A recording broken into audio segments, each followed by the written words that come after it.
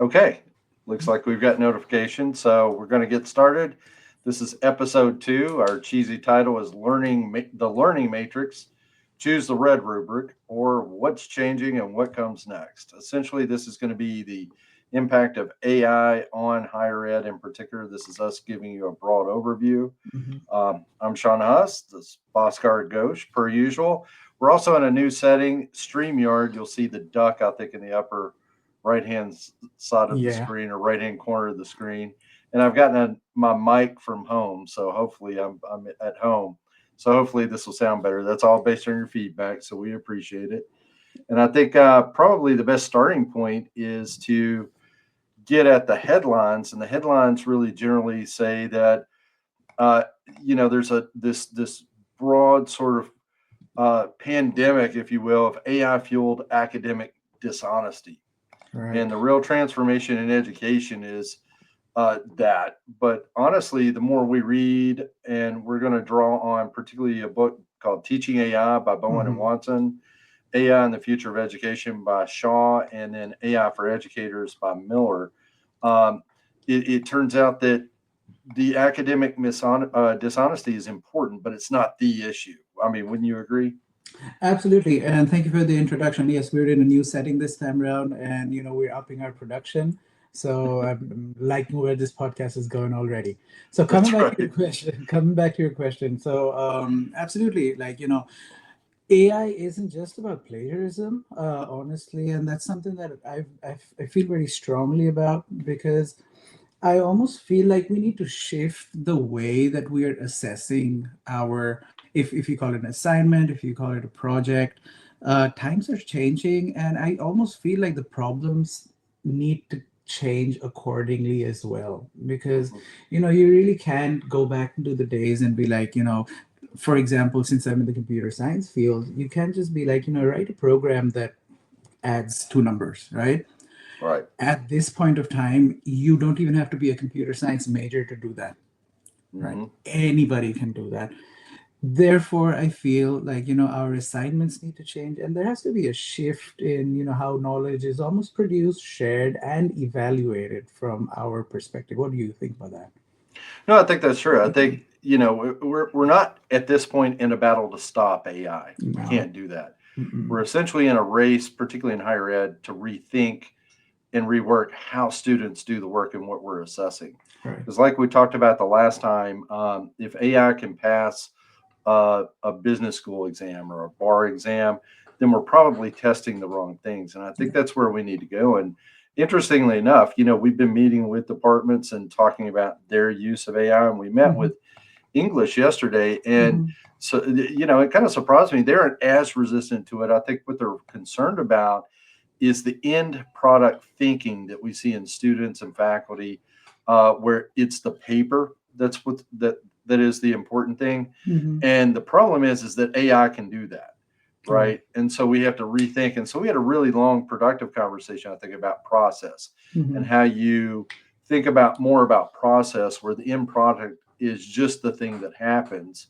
and the learning is really occurring in process. I mean, wouldn't you kind of Yeah. agree with that? Yeah, absolutely. And I think that concern is valid for like literally every other department or any kind of uh, field that we're taking a look at.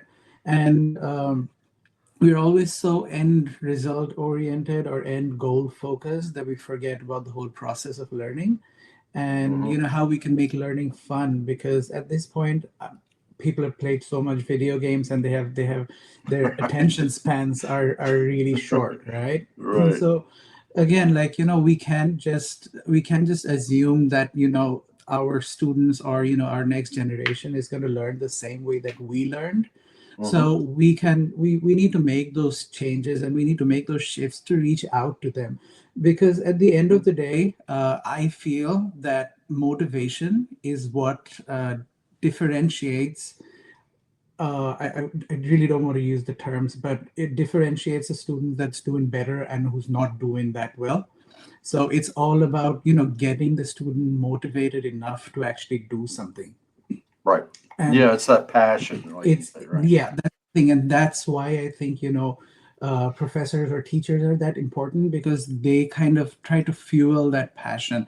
Mhm. Learning is free at this point, and this is something that I even talk about in my classes. Like if you go to YouTube, literally anything that we talk about in schools, it's there for free. Mhm.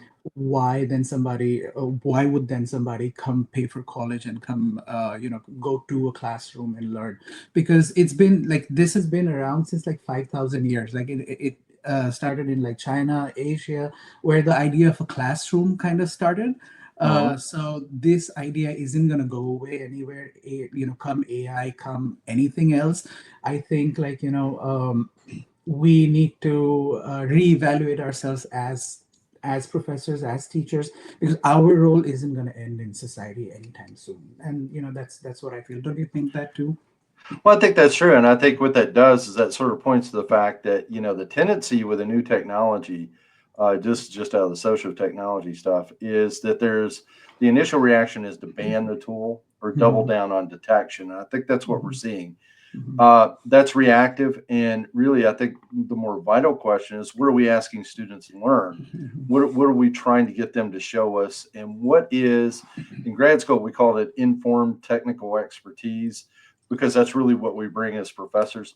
What is the character of that informed technical expertise? And so, what we need to do is not understand what's wrong with AI and not just what it automates, but think also at the same time in terms of what it enables. What Right. what what does this open up for us? Mhm. What kinds of learning are we going to see in the future as we move into this brave new world that's where, like I said, we can't stop AI at this point. No. It's Mhm. it's more Mhm. about how do we rethink it and make it fit into our world rather than us let it dictate it. Absolutely, absolutely, and we'll get more into the role of teachers further into the podcast. Right. But there's an interesting quote that we've discussed about from the teaching with AI book is all assignments are now AI assignments. Right. Whether you want them to be or not, right? Yeah, it's true, and I think it's something that everybody's grappling with at this point. What do you think? Well, I think that's true, and I think we have to think in terms of what's going on with the technology, and in general, see it is not just another new tool, and also see it from the perspective of students. Just as a side note, we talked with the English faculty, like I mentioned, and I asked them if they thought the students were being malicious in their use of AI, and they said, which is where I think most faculty will land. No, that's not what's going on. They're in product focused, Mm, and that's just a feature of using a new tool. And what we're going to have to do is we're going to have to model appropriate behaviors for how to use it, build that into assignments. And as a new tool, it is a different kind of tool than the calculator. And that analogy, honestly, it kind of grates on me a little bit mhm, because I don't think it's exactly one to one. Oh, yeah, we have calculators, so now you don't have to see the math. That's not really what's going on. mhm. The thing is this technology thinks with students and then helps them produce the work, right? Absolutely. So you actually participate in the generation of the product or the Mhm. end result in process. I don't know. I mean, how do you feel about that? Am I Uh, crazy? and no, not at all. And that kind of leads us to, asking the question, like, what's actually new about this technology, right? So Right. again, like this really isn't just another tool that we can use. This is going to reshape everything, right?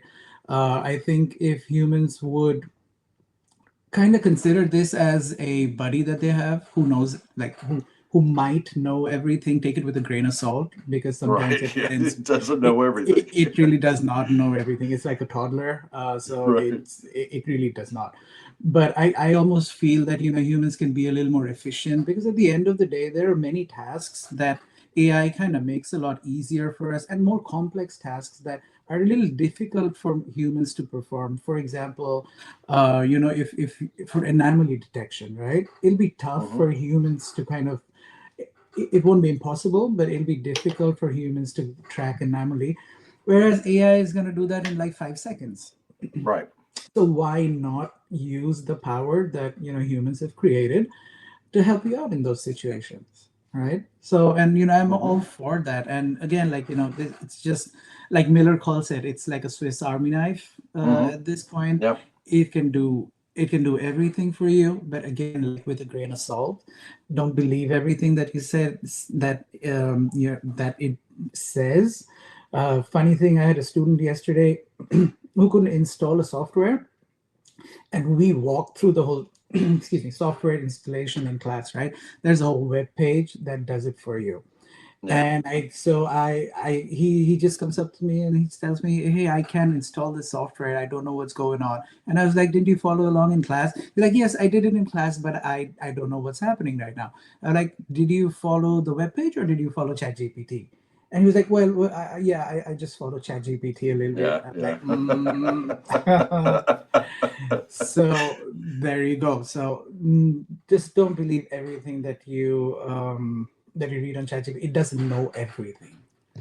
And it doesn't know everything, but it is different than something like Google. Because I was thinking about this the other day. Yeah. It's, you know, I remember when Wikipedia came out, everybody freaked out, right? Hmm. And that's more plagiarism, and so you can kind of deal with it. But going back to the Google versus Chat GPT, if you Google something, it finds the source, and Chat GPT essentially tries to be the source. Mm, And I don't trust everything I Google, right. and I don't trust everything on Wikipedia. So why That's would I true. trust this particular device that's now trying to be the actual source? I mean, Right. I think that's what we have to do is we have to realize that's how it fits in. It's just another step in that iteration between first you have the internet and Google and Yeah. access to everything. Then you have Wikipedia, which is sort of scraping and using crowdsourcing to summarize everything. Hmm. And now ChatGPT and other AIs are kind of doing both of those things at the same time. Right. Right. So I don't know. I mean, what do you think about that? Yeah, absolutely. I mean, this kind of leads me to think about something that I was reading about the other day, which is there is a webpage called Lucy.ai, I think that's what it's called. Uh-huh. Correct me if I'm wrong. So you can buy agents like agentic AI Oh off of that wow, you webpage. can do that now. Yeah, it's like what, 10 grands a year, I think. Oh wow. Uh, but the scary part is, or not the scary, but the fascinating part is you can now buy agent swarms. So you can Oh, buy like a bunch of agents. So for right. Yeah. example, if you say, "Hey, I'd like to plan a party," that's all you have to say, like where the party's at and what time the party's at. Uh-huh. Everything else is going to be done by AI for you.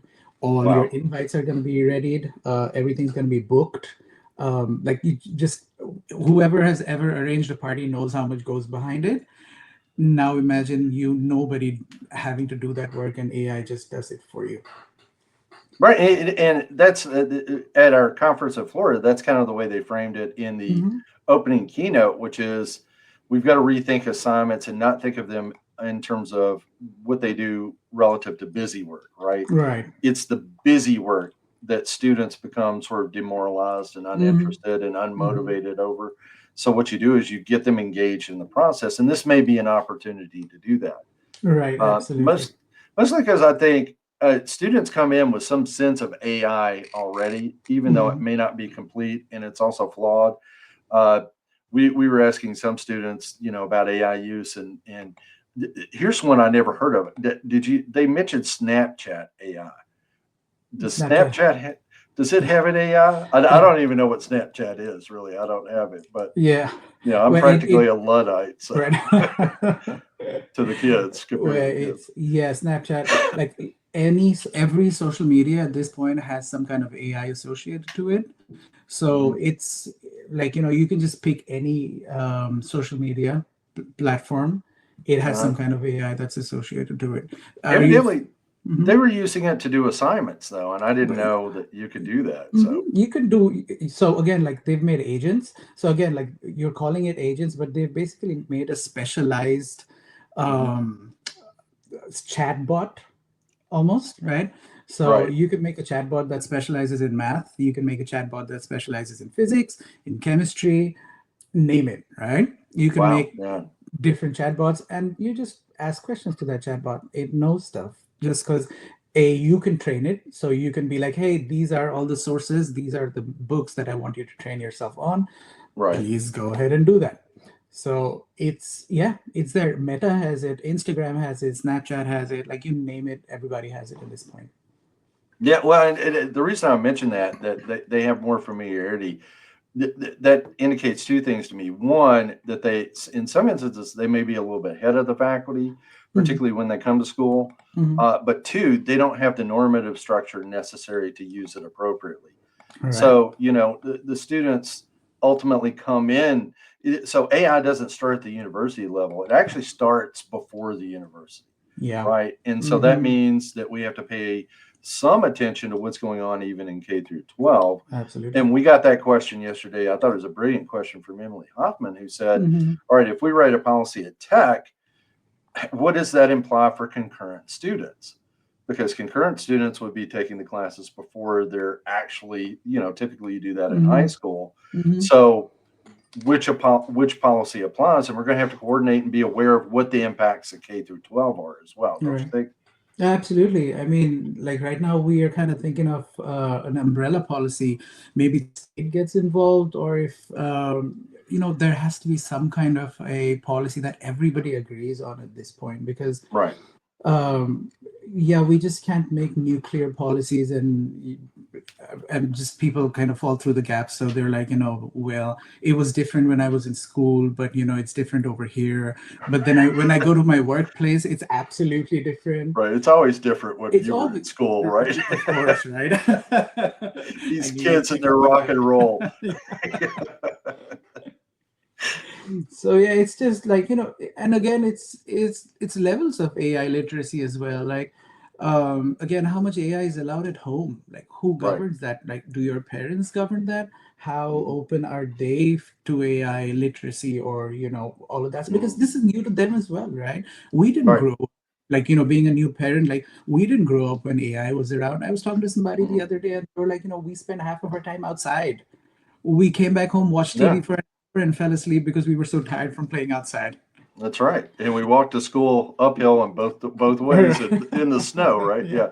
Yeah. But no, that's true. I mean, I remember a time even before computers, Yeah. personal computers, Hmm. and before cell phones. So I'm dating myself here, but we've all been witnesses to some of these major transformational revolutions, and Hmm. honestly, that's why I'm interested in this, is because I think this could be potentially be printing press level transformation. I mean, I think this is a big one. So with my kid, for instance, he's 14. We're looking at Aegis camps over the summer that Hmm. have to do with not only AI, because he does code in Python, so it's partly Python Hmm. camp, but also it's all about AI ethics. Mm, So that's now very he's cool. not terribly excited about it so far, but we'll get there. I think we can Yeah. get him to go. But I think no matter what he decides to do, he's going to need to know at least how this is going to fit into his That's world, true. because this is his world. And your Yeah. daughter's younger than him because she's Right. Yeah. practically newborn. Yeah. It's going to be radically different from hers It will. compared to my son. Hmm. So, Absolutely. yeah, we have to think Absolutely. about this stuff. Yeah. So, And now that you like say it, just another side note before we move on. I mean, uh, so if AI is being moderated, and that's something that, everybody who's working behind AI, that's a word that they hate, right? We right. don't like content moderation because then you're telling me what to do, then you're telling me what to think, and I don't like that, right? But you Hmm. see, the flip side of this is it can literally tell you whatever it wants you to think, right? There are no Right. guardrails, no nothing. Right. If I come up with something that's a little disruptive, or like it's bad for society, it can spread like wildfire, and there are no guardrails, nobody's checking that, so Hmm. people might end up believing that, which is I so funny story. In so the, have you heard of WhatsApp, the Yeah. application WhatsApp? I've heard of it. I mean, yeah, I don't Right, use yeah, it. which is okay. So back home in India, WhatsApp is your mode of communication, right? Hmm. And I don't know if you remember, but way back in WhatsApp, you could forward a message 100 times. Okay, Hmm. so any message that you get, like more than 100 times, you can forward it to everybody on your list and some more. Okay, Hmm. uh, in a village, one fine day, somebody had come in. Some person saw this person and didn't like him, and said that, well, there's this guy over here, he's kidnapping every kid in town, so Hmm. please be careful. Okay, Yeah. Yeah. that's it. This is just fake news, like he just made Right. it up on spot. He Right. sent that message to everybody in the village, and that guy got lynched. Ooh.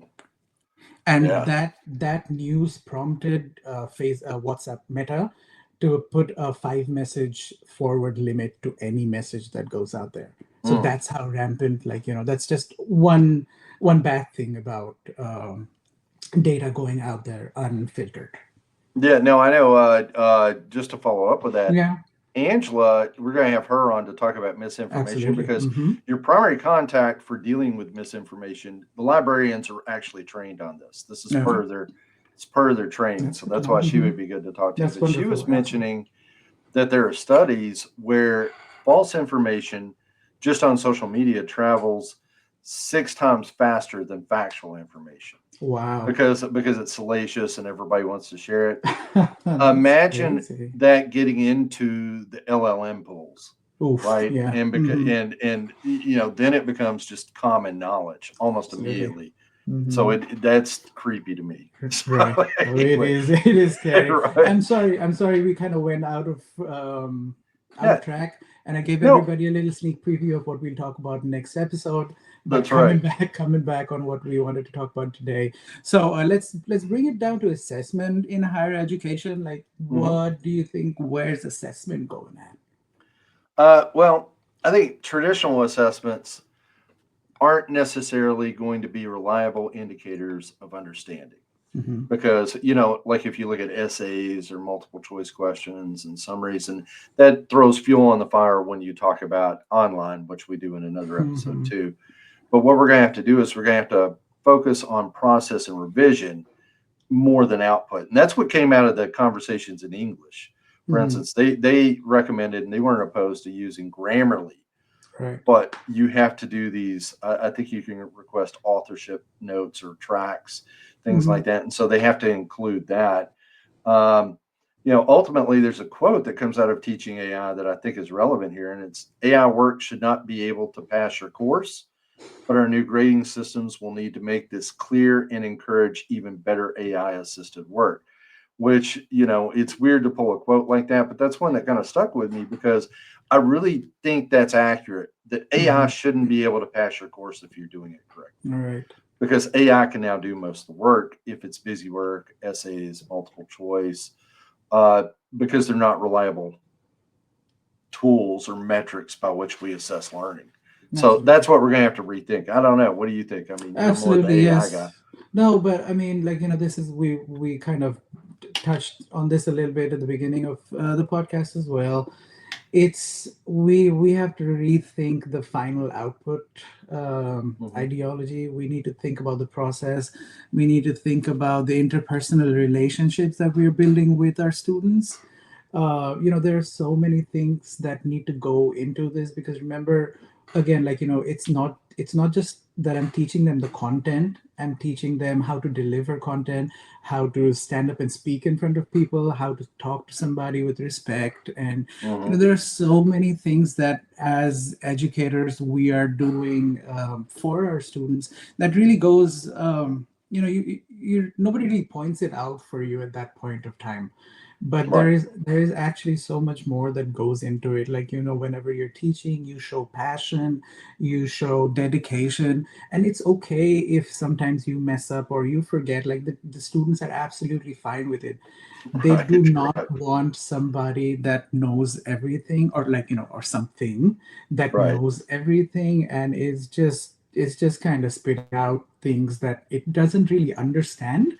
It just Hmm. has a probability matrix somewhere where it knows that, hey, if I say these things to this person, I'm going to get the highest probability for it. Like Right. there's no connection over there. Right. Well, one of the things I do in class just related to that, not Hmm. not that I'm doing anything innovative, is I always tell the students that if they can demonstrate that I'm wrong about something, then I will give the entire class some points. Yeah. And That's funny. and occasionally they catch me. I mean, That's they do because I'm not going to know everything. And when they do, what that tells me is it tells me they're engaging in a way that's yes. different. And so I don't think you should necessarily have to give points to do that. They should be Hmm. just ideal students and incentivize to just do Yeah. that anyway, but they're not Hmm. going to. Right. And so you have to think, in terms of process and educational relevance. Hmm. And I think that's where we're going to have to go. It's not just academic integrity, right? Mm-mm. It's No. how do you get beyond just trying to catch them all the time? Here's part of the reason why, and I keep coming back to this. And I'll go back to our discussion with English because we Mm. asked them, and we're going to ask everybody this: how much extra time over the course of a semester do you spend just trying to catch people who have used AI? What would the estimate of that time spent be? Right. And in one instance, it was 10 to 15 hours at least, like Wow. just over the course of the semester, just trying to catch Lord. using Turnitin and all those other things that we know are problematic. Hmm. Um, that is wasted time, I think. And that's contingent upon an old system Right. because you're trying to catch them Yeah. because it's in product focused. Hmm. Whereas if you just say, let's focus on the product or the process, Process. Hmm. and then you just have to be transparent and disclose that you used AI. Right. And you need to give me that output and you give me the prompts and everything that you use so that we can Hmm. discuss and critique what you did there. Because I Right. think that's where the learning can come in too. It's kind of like if Hmm. you're a blacksmith. I've never been a blacksmith, so I apologize to all blacksmiths if I get this wrong. But if you take your apprentice and you say, all right, now make a horseshoe, and then they're screwing it up, but you're standing over them saying, all right, try it this way and do this and do that. That's more the mentoring thing that you're talking about, I think. And I Absolutely. think that's very practical and applied at the same time. So Hmm. it's not the horseshoe that's important, it's the fact that you're making the horseshoe that becomes important Hmm. in the skills Absolutely. process. I don't know. I mean, do you guys do that Yeah. over in your departments? So we kind of try to do that. So we do like code alongs and stuff, more stuff that is going to keep them away or give them a reason to like code their own project. For example, I nowadays I've started, or like last semester I started this thing where you have to record yourself explaining the Hmm. project that you've done. Yeah. Yeah. Right. So just tell me why you did it, like why you chose this, and um, what's the reason why you've written this code this way. So what that does is, sure, ChatGPT can come up with a document that tells you why they've done what they've done, right? Hmm. But you see, what that does psychologically is that forces the student to read what's been done or why Right. ChatGPT has done it that way, right? And at least to say it out loud once. And Hmm. that's the connection that I want to look for, because I'm starting to put reasoning, like rational thinking, in Right. them. So even if they can, like critique or like go through something, because more often than not, like I said, ChatGPT might make a mistake. So when you're going through it, you're like, wait, this doesn't make sense. No, that can be, we didn't do this in class. That helps you understand stuff as well. That's just something that I feel like, everybody's chat GPTing stuff, and I don't hold it against them. Hmm. I don't hold it against you. But if you don't care much, or if you're just like copy pasting stuff off of chat GPT, like I use chat GPT as well, I know I can understand Right. when GPTing it, and it's pretty understandable at this point, right? It's not that good that it can get away with it. So yes, that's something that I kind of have used this semester. It's worked for the most part, and I also Hmm. feel like I'm more engaged with the student, because half of these students I never even hear them speak. I don't know how their voice sounds like. They never communicate with me. They just come to class and Hmm. leave. So this gives me a reason to kind of know them a little better or understand what their thinking process is. Yeah, no, I think that's good. And that even helps them in the process. They learn where AI is not going to fill in the blanks and they're going to have to do it, which Absolutely. requires them to know it. So that's more about revise, critique, explain, which I think probably is a better metric for understanding rather Hmm. than regurgitation. Right. And, one of the things I've been teasing is this notion of, all right, use AI to, for instance, create an outline for your paper. Hmm. And then I want you to tell me what you changed and I want to know why you changed it. All right. Because That's if wonderful. Mm. if they do that, then that's more process. And then in the Hmm. end, if they do it appropriately, they're learning. So writing the paper really isn't that difficult. I mean, that's one of the things we picked up in graduate school, I think, and it's tough to get students to understand this, particularly at the undergrad level. But at some point, if you just read all the books and read all the articles, writing the paper is actually easy. Easy, yeah. I mean, that's the easy part. That's And true. that's all Chat GPT is really doing is it's just Exactly. writing the stuff. Exactly. It's the reading and all that of the Right. process. Right. And I think honestly, as they use AI, that's what they're trying to shortcut as well, Mm-hmm.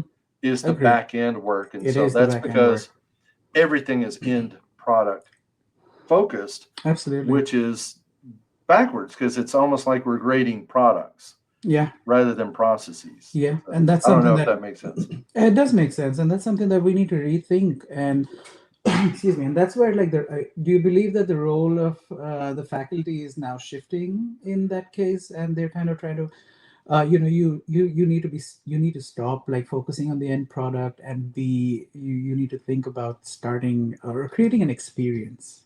Right. And I think that's honestly, that's an opportunity that AI can offer. And so if we spend less time focusing on the end product, we don't spend that 10 to 15 hours a week trying to Right. figure out if they cheated. We're Yeah. not, sort of prison guards. What we Right. become is we ask the question. I do ask this question in my class a lot because you get students who are point focused. Yeah. And I tell them, don't focus on the points because the points just take care of themselves Mm-hmm. if you learn. Yeah. So my question is always, did you learn something today? Mm-hmm. Right. And I'll end many classes saying, are you learning?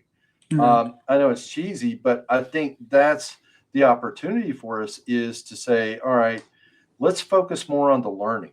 Yeah.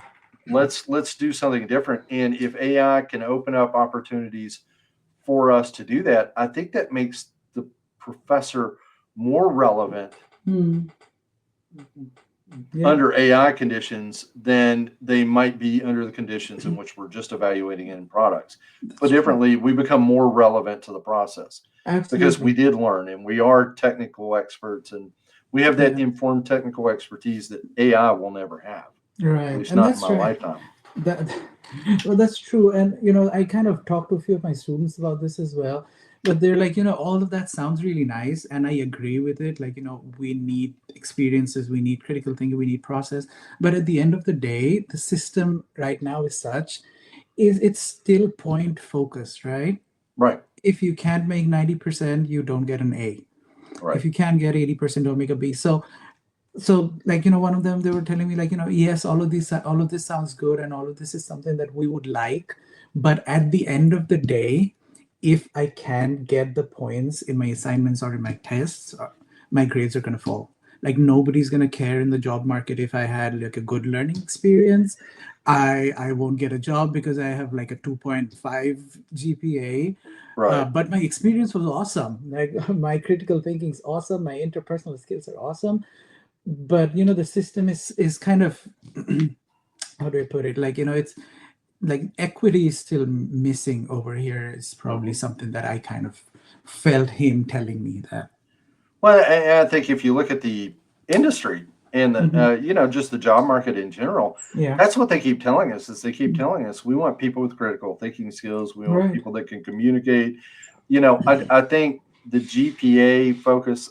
Honestly, I think we do students a disservice in focusing only on grade points. And Yeah. I get it; it's a metric you can quantify things. And I'm Yeah. a quantitative guy, but at the same time, some things make no sense to quantify, right? You need Yeah. more qualitative measures. Agreed.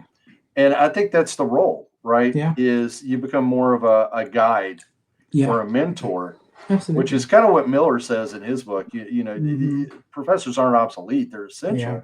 They're guides and mentors and filters that ultimately you're teaching them how to think in particular ways, Hmm. not what to think and not what to regurgitate. No, I not don't at know. I all. mean, what do you think Yeah, about yeah, that? absolutely. And thank you for saying that. I was going to say it in all caps to every professor out there. Like, you are not obsolete.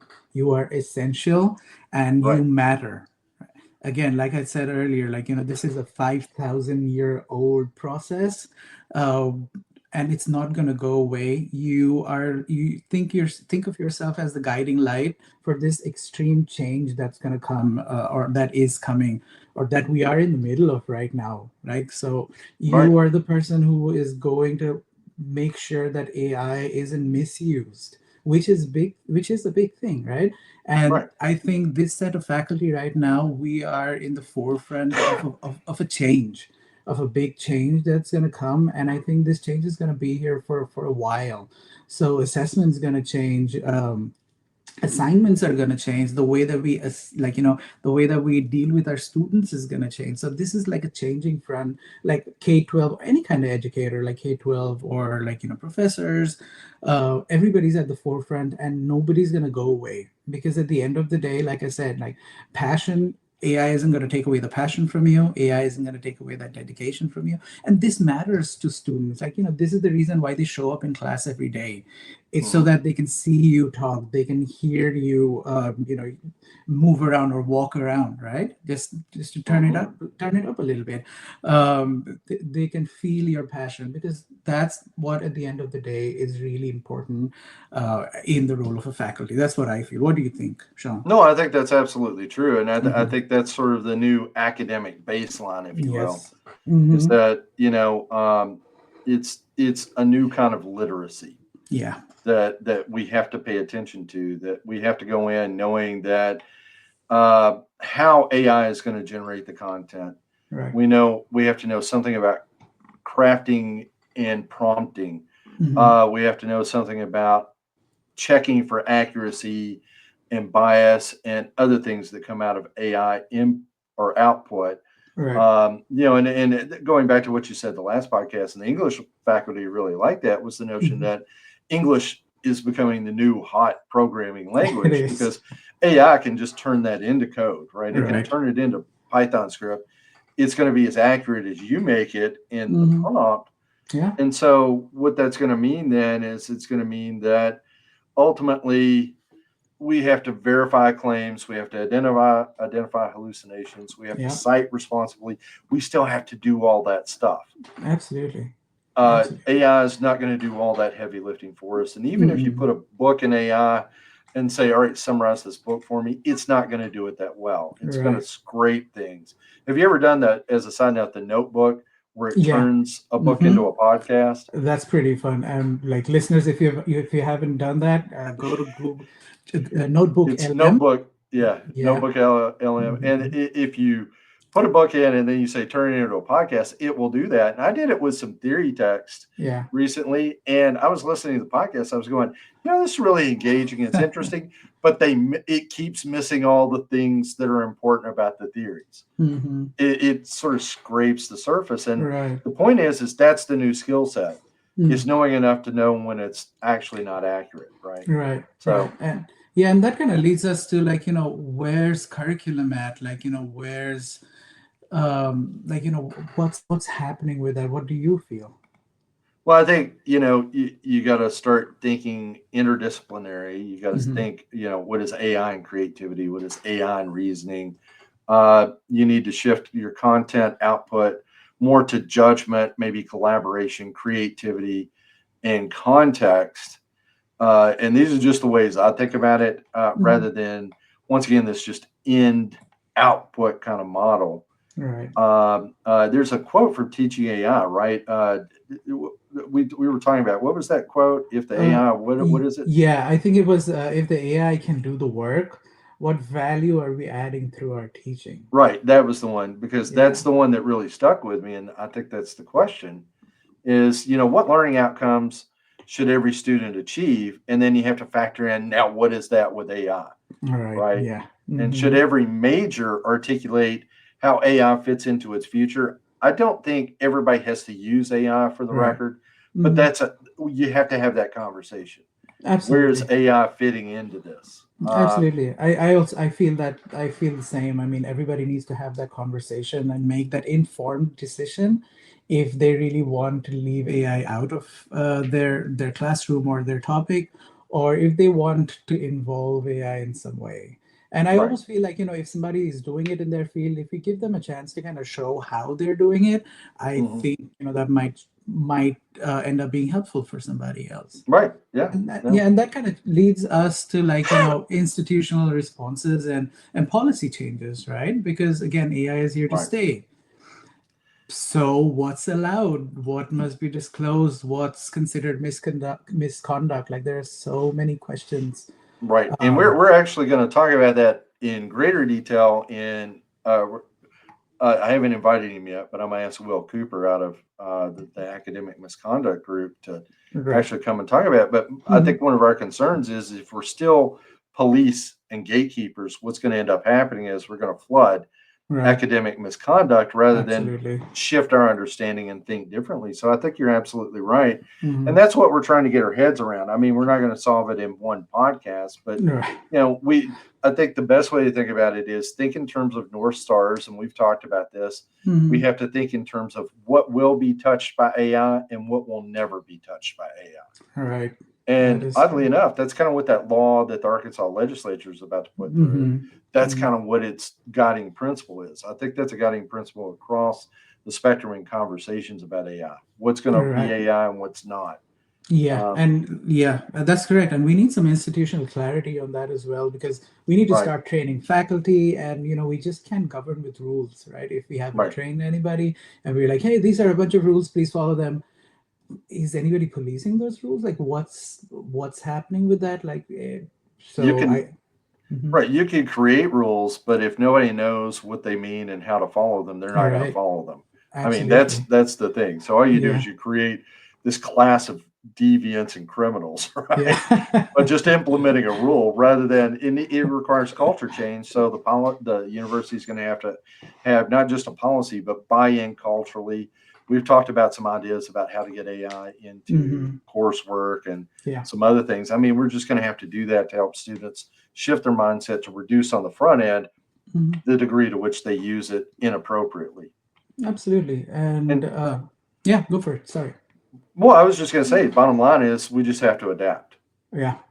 I mean, So- in the same way that we don't teach geometry in a pit in Athens, Greece, drawing circles on the ground, right? Right. We now have to change the way we teach all of our disciplines because of this. Agreed. Agreed. And that kind of leads to our closing frame is we should really see this as an opportunity, right? Right. As an I opportunity think for so. change. Yeah. It's disruptive, yes, Oh, but yeah, again, like very much so. yeah, but again, like this is also an opportunity for us to kind of change stuff. And like yeah, what do you think? What do you think about that? Well, no, I think that's true. Mhm. I think the way we approach this is going to be a function of the anxiety that we produce around it and our reaction. Yeah. But once again, we're not in a battle to prevent it at this point. It's Right. more of how do we adapt to it. Hmm. And I think the reactionary approaches are just wrongheaded. It's an opportunity to rethink and oddly enough, re-engage. Yeah. I think the more I've tried to integrate it into my classes, I really don't do that much, but I use notebook LMs and things Hmm. like that. Hmm. The more the students get fired up and excited because they can ask it questions, and the Yeah. more conversations we're actually having in class that are based on the material because they're actually asking these questions. And when it doesn't answer, they come and ask me. Agreed. Right. So Yeah.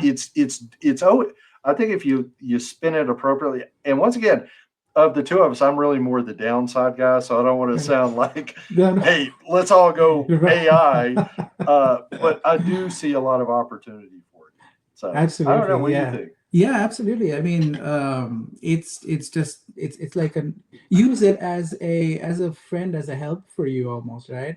So Hmm. if there's like I was saying, like you can train your own GPTs at this point.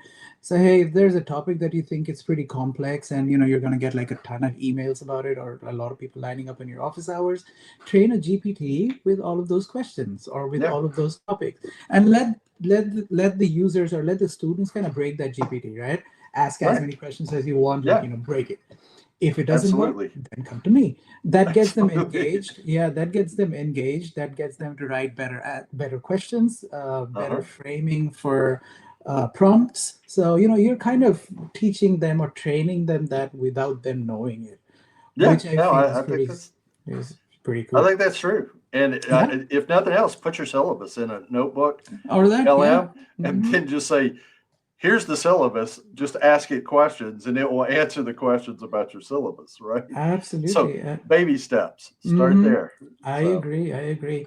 And like, if we are willing to adapt, like there's a quote from Teaching AI. If you're willing to adapt, we can make teaching more human and not less. And Right. that's what I want to end this podcast with. Do you want to set up for the next episode, Sean? Sure. So, episode 3, we're going to dig into academic integrity, ethical use. We might talk a little bit more about designing assignments, but mostly, I think we'll focus on the ethics and trying to create that culture change or understand the culture change that's necessary to reduce academic misconduct. And then this is two-parter, but we're going to do this and then 2 episodes, and then we're going to have another one coming Mhm. back to it that'll probably be a little more grounded. What we're doing in these first ones is we're trying to hit the broad strokes. Yeah. Then we're going to ask people to come in and talk about specific issues. Hmm. So that's in sort of starting podcast 4 forward, right? Right. Yeah. So We'll the next probably. one is still Mhm. big and philosophical, but I think it'll Absolutely. be interesting. I think it'll be interesting as well. And then we'll start something called the AI in series. So we'll probably we'll keep you hanging for that, and we'll let That's you know more right. about That's that. right. All right, cool. So thank you so much, and see you in the next one. All right. Thank you. Bye.